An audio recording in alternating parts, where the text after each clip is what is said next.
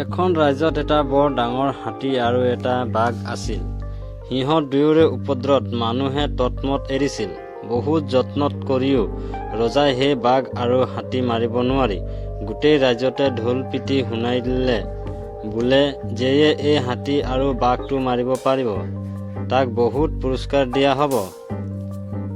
এই কথা শুনি বহুত মানুহে বাঘ আৰু হাতী মাৰিবলৈ যত্ন কৰিবলৈ ধৰিলে, কিন্তু মাৰিব নোৱাৰিলে। দৈবাত এদিন এটা মানুহে মনত দুখত বিষ খাই মৰুগৈ বুলি কিছুমান পিঠাগুড়িৰ লগত বিষ সানি লৈ সেই ৰাজ্যৰ ফালে যাওঁতে এজোপা গছৰ তলত সেই টোপোলাটো থৈ ওচৰৰে নৈ এখনত পানী খাবলৈ গৈছিল। সেই সময়ত দুষ্ট হাতীটোৱে আহি সেই পিঠাগুড়িবোৰ খাই পেলালে। যেতিয়াই বিষ সনা পিঠাগুড়িবোৰ খালে তেতিয়াই গাত বিষ লাগি হাতীটো মৰি থাকিল।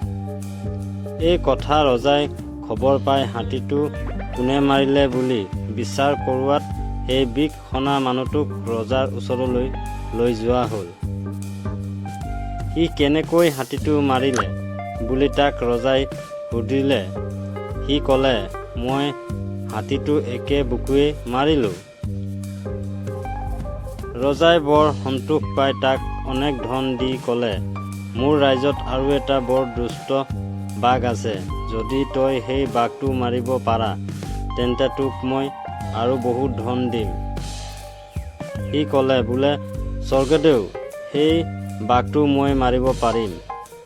এই বুলি কোৱাত ৰজাই ক'লে, তই পৰহিলৈ বাঘটো মাৰিব লাগিব। মানুহটোৱে শলাগি শলাগি আহি তাৰ থকা ঠাইত পাই চিন্তা কৰিবলৈ ধৰিলে, সি কেনেকৈ সেই বাঘটো মাৰিব পাৰে। যেতিয়া বাঘ মৰাৰ দিন পৰিলহি, সি কিছুমান ডোল আৰু এটা ঢেঁকীথোৰ লৈ ভয়ে ভয়কৈ হাবিত সোমালগৈ। সেই হাবিত এজোপা ডাঙৰ গছ আছিল। সি গৈ সেই গছৰ ওপৰত উঠি cake cake cake cake cake cake বুলি মিছামিছিকৈ গান গাই আছে, আৰু চৰাইবিলাকে এই গছজোপাৰ পাতে পাতে পৰি কোৰাল কৰি আছে। তাকে শুনি বাঘে সেই গছৰ ওচৰলৈ আহি মানুহটোক সুধিলে, ককাই, তই চৰাইবিলাকক কি শিকাইছ? সেই মানুহটোৱে ক'লে, বোলে ভাই, মই সিহঁতক গান শিকাইছোঁ। তেতিয়া বাঘে ক'লে, ককাই, মোকো তেনেকুৱা গান শিকাব পাৰিবি জানো? মানুহটোৱে ক'লে, তই হৈছ বাঘ, মই হৈছোঁ নৰনিচ, তই মোক খাবি নহয়। তেতিয়া বাঘে ক'লে, মই তিনি হৈত খাই কৈছোঁ, মই তোক নাখাওঁ, তই মোক তেনেকুৱা গান শিকা।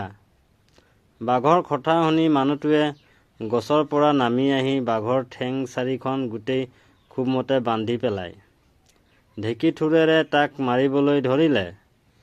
মাৰত তত নেপাই বাঘে ক'লে, ককাই, মই আৰু গান নিশিকো, মোক এৰি দে।